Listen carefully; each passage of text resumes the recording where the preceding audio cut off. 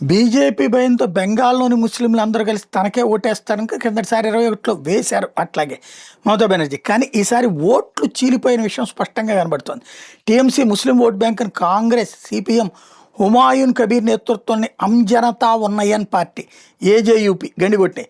చివరికి 50% పైగా ముస్లిం జనాభా ఉన్న జిల్లాలు ముర్షిదాబాద్, మాల్టా, ఉత్తర దినాజ్పూర్ జిల్లాలో సైతం టీఎంసీ సంఘటితంగా ఉన్నాయనుకున్న మైనార్టీల ఓట్లు చీలిపోయినాయి.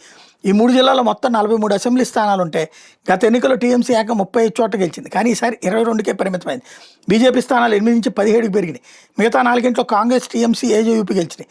ఈ నియోజకవర్గాల్లో మైనార్టీ ఓట్లు 3 పార్టీలకు వెళ్ళాయి. ఈ చీలికతో బీజేపీ లబ్ధి పొందింది అన్నది డేటా స్పష్టంగా కనబడుతుంది.